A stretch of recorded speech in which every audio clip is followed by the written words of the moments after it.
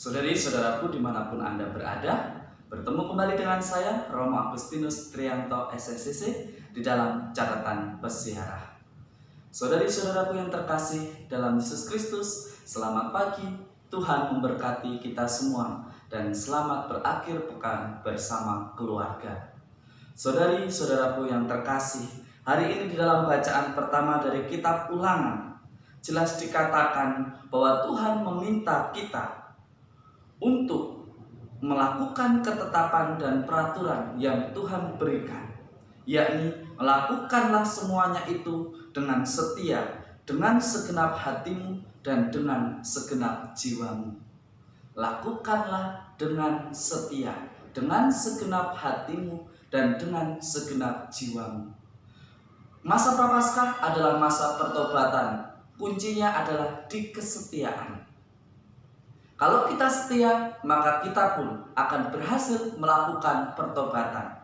Saudari-saudaraku yang terkasih, pertobatan menjadi cara mutakhir, cara yang paling baik untuk membuat diri kita menjadi lebih baik daripada yang sebelumnya. Hanya persoalannya, perbuatan dosa atau perbuatan yang menjauhkan kita dari Tuhan itu adalah musuh terberat dari yang namanya kesetiaan. Ketika kita berbohong, ada kecenderungan untuk melakukan kebohongan itu secara terus-menerus dan berulang-ulang karena tidak ketahuan. Padahal kesetiaan ialah segenap hati dan dengan segenap jiwa. Kalau kita hanya mengatakan saya mau bertobat hanya berdasarkan mulut, tetapi jiwanya tidak mengikuti, hatinya tidak sepenuh hati melakukan, maka dengan mudah kita jatuh pada kebohongan yang sama. Sebagai contoh, kita mau berhenti, hari ini berhenti mencontek, tetapi tidak belajar, tetapi tidak menyiapkan diri, itu sama aja kita tidak dengan segenap hati melakukan pertobatan untuk tidak mencontek. Kalau kita mau berniat untuk tidak mencontek, maka belajarlah, persiapkanlah. Maka keinginan untuk mencontek itu tidak ada karena kita sudah siap dengan diri kita dan dengan soal yang ada di hadapan kita.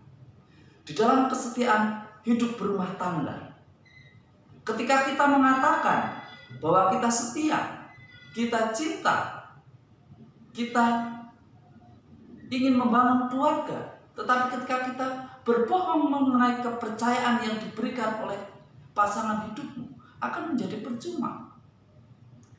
Kalau namanya kita mengatakan saya mencintai kamu sampai akhir hayat dengan segenap hati dan dengan segenap budi, dengan segenap jiwa, artinya bagaimana? Kemanapun engkau pergi, ingatlah dan bawalah pasangan hidupmu, sehingga di luar tidak menjadi genit, ketika di luar tidak mengganggu pasangan orang lain, ketika di luar tidak bermain api.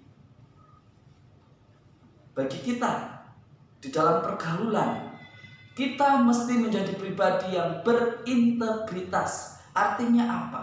Kita memiliki niat yang kuat, kita memiliki niat yang sangat kokoh, sehingga tidak mudah terganggu, sehingga tidak mudah berubah-ubah di dalam pilihan. Saudari-saudaraku yang terkasih, di dalam Injil hari ini sangat menarik. Di sisi lain kita dituntut mengenai kesetiaan, tetapi di sisi lain juga kita dituntut mengenai kasih. Kasihilah sesamamu manusia dan doakanlah musuhmu, dan doakanlah mereka yang membencimu, dan doakanlah mereka yang melukaimu. Tidak gampang perintah ini.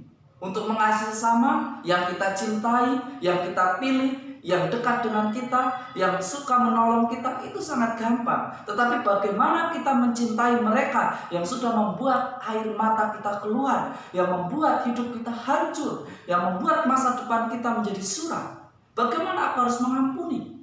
Katanya, daripada kita berpikir untuk mengampuni, kenapa tidak kita mulai dari diri kita? Kenapa kita membiarkan hal itu terjadi? Kenapa kita terlalu membiarkan orang itu sesama kita melukai hati kita? Mari kita mencari solusi. Daripada kita berpikir mengenai siapa yang salah, siapa yang baik, dan siapa yang benar, mari kita belajar mencari solusi, mengevaluasi diri. Kita pun ambil bagian di dalam luka yang ada di dalam hati kita, karena kita membiarkan hati kita terluka. Mari kita belajar untuk mencintai dari hal sederhana, mengasihi dan mendoakan musuh-musuh kita, orang-orang yang menyakiti kita, dan mari kita belajar memaafkan diri kita dan juga orang yang melukai kita. Semoga weekend ini, akhir pekan ini, menjadi pembelajaran bagi kita untuk saling menghargai, mencintai, dan juga membangun komunikasi dengan setia, apresiasi, compassion, loving, and kindness. Semoga dengan ini kita semua menjadi tahu dan mau bahwa kasih Allah selalu menjadi sumber sukacita bagi kita dan bagi sesama. Tuhan memberkati kita semua dalam nama Bapa dan Putra dan Roh Kudus. Amin. Semoga kasih Tuhan selalu menyertai dan menjadikan akhir pekan kita penuh sukacita bersama keluarga.